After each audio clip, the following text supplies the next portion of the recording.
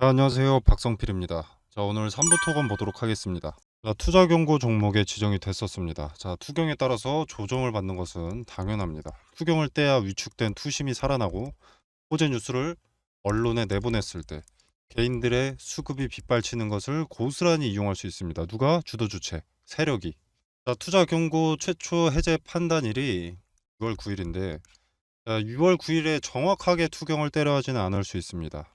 자, 해제 요건이 여기 있는데 보시면은 최초 판단일은 6월 9일이고 만약에 해제 요건이 해당되지 않을 경우 하루씩 수년하여 판단함이라고 되어 있습니다. 다음 날은 다음 날의 기준일대로 예를 들어서 6월 9일에 요 세 가지 조건이 충족되지 않았다라면 6월 10일에 똑같이 5일 전날의 종가, 15일 전날의 종가, 최근 15일 중 최고가 요 똑같은 기준을 적용해서 그 다음 날에 해제가 될 수도 있다라는 겁니다. 6월 9일이 무조건 해제된다. 이렇게 보실 필요는 없습니다.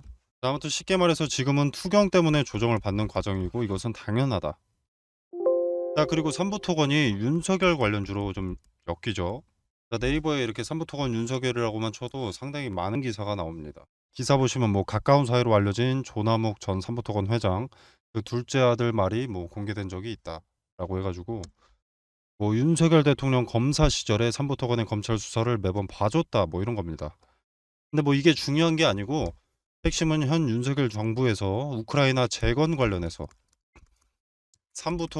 삼부토건과 인연이 있다면 삼부토건을 밀어줄 가능성이 높다라는 거죠. 지금 MOU 체결하고 있는 것도 좀 그렇고 삼부토건과 윤석열 대통령의 관계상 앞으로 우크라이나 재건 관련 많은 계약을 따올 것으로 예측이 되는 부분입니다. 정황상 호재가 예정되어 있다라고 봐야겠죠. 주가를 만들어내는 것은 많은 자금을 확보하고 있는 주체의 세력이지만 재건 관련해서 계속 호재 뉴스가 뜬다면 매도할 이유가 없어 보입니다.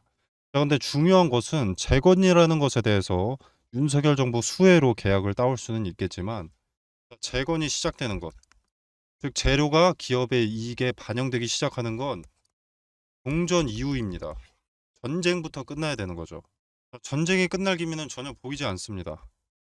전쟁을 일으킨 러시아는 현재 얻은 게 없죠. 이런 것만 수십 가지, 수백 가지죠. 우크라이나의 나토 가입을 막기 위한 전쟁이었으나 중립을 지키던 핀란드와 스웨덴이 러우 전쟁을 보고 나서 나토 가입국이 되어버렸습니다. 그리고 러시아의 지하 자원을 수입하던 유럽들이 보이콧을 선언하면서 수출에도 지장이 생겼습니다. 그리고 전쟁으로 소비되는 자금도 크고요. 스위프트 시스템,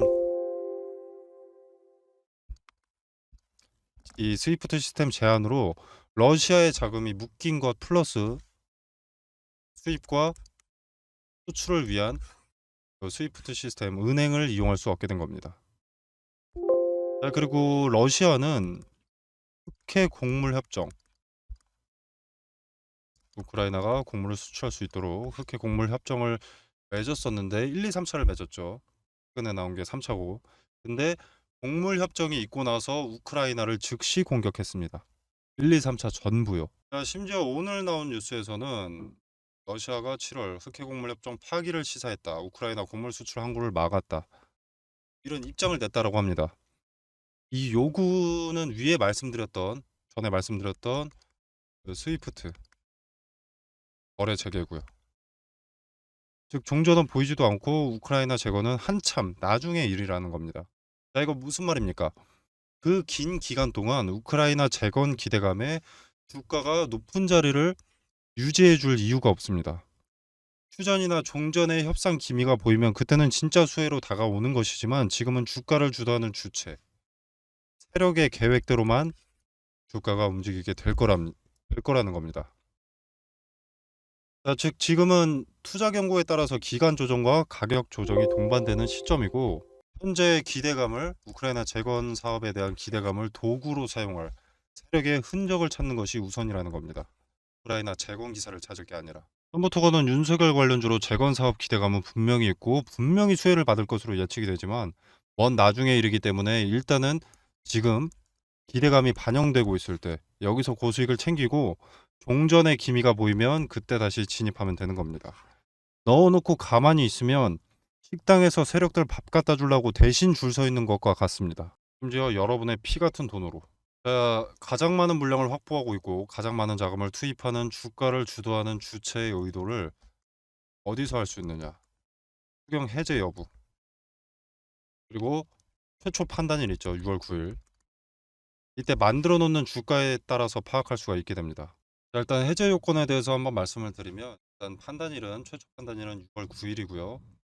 자, 첫 번째 조건 6월 1일입니다. 5일 전날이. 두 번째 조건 15일 전날 5월 17일.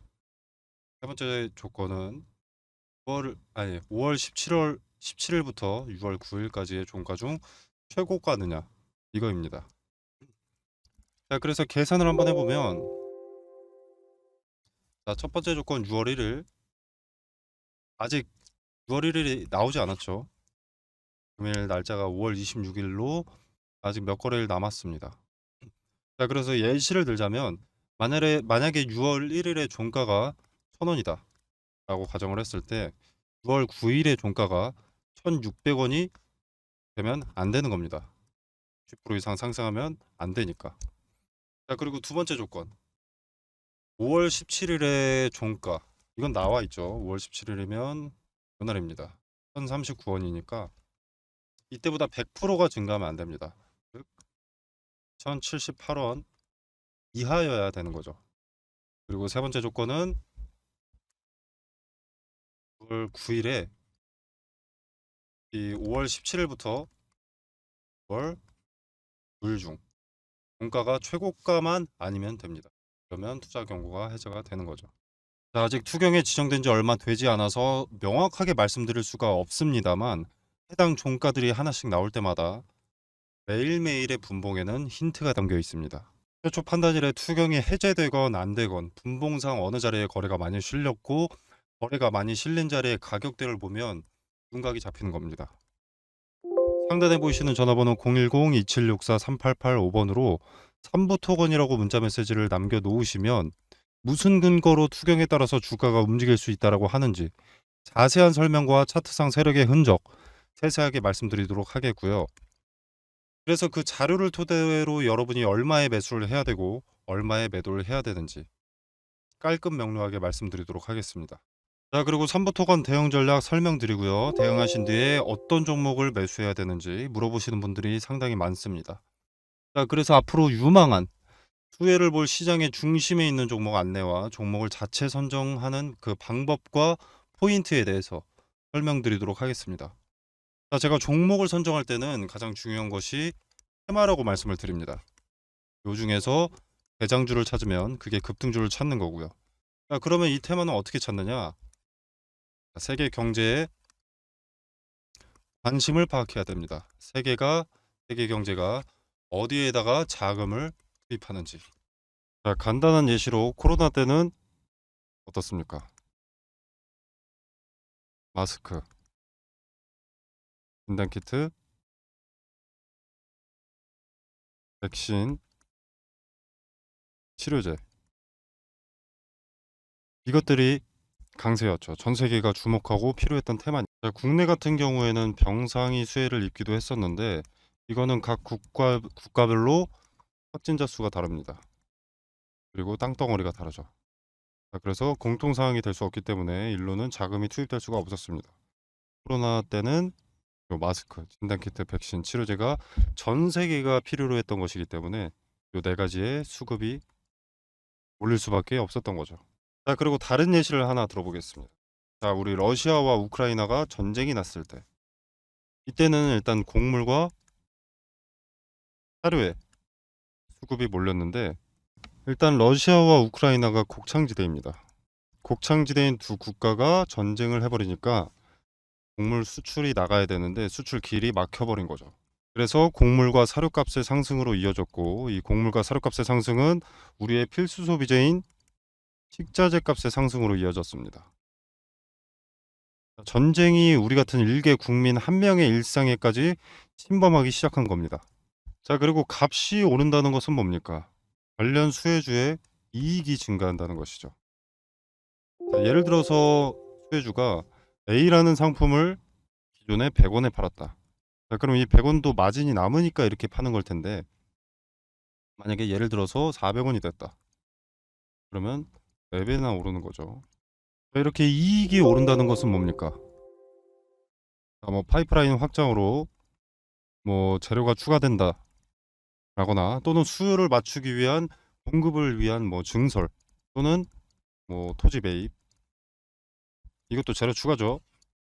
그리고 잉여 이익금으로 배당금의 증가라던가, 즉 주가 상승에 호재 기대감이 생기는 겁니다. 그래서 수급이 몰리고 주가가 상승을 하게 되는 거죠. 그리고 지금은 전기차의 빠른 성장으로 2차 전지가 강세입니다. 현재 진행 중이고요. 자, 지금 인플레이션 감축법 세부 지침을 변경을 했었죠. 원래 세부 지침이 변경되기 전에 인플레 감축법이 뭐였냐면, 중국에서 뭔가를 만들기 위해서 광물을 들여온다. 그럼 너네 전기차 보조금 지원 못 해준다. 이거였습니다. 근데 세부 지침이 변경되면서 뭐 중국이나 인도네시아에서 광물을 받는 것까지는 오케이. 대신 FTA 체결국에서 50% 이상 가공을 해라. 그래야만 전기차 보조금 혜택을 지원해 줄 수가 있다. 이렇게 세부 지침을 변경한 겁니다. 자, 그래서 지금 수면 위로 떠오른 것들이 바로 원자재 가공 기업들이죠. 대표적인 수혜주이기 때문에.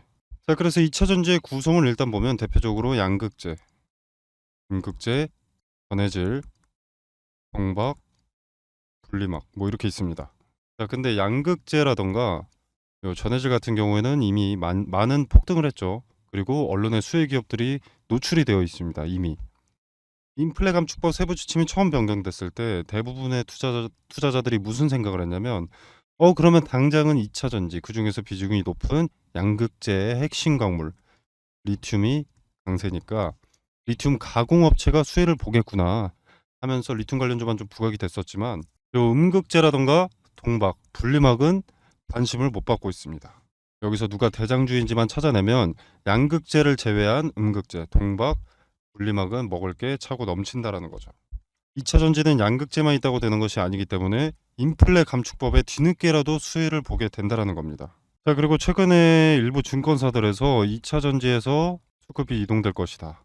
제약바이오라던가 로봇, AI, 반도체 일로 수급이 이동될 것이다. 이런 얘기들을 좀 하고 있는데, 일단 전 세계적으로 2차 전지에는 수백조 단위의 투자가 진행이 됐습니다. 앞으로도 수백조가 넘는 규모의 투자가 예정이 되어 있고요.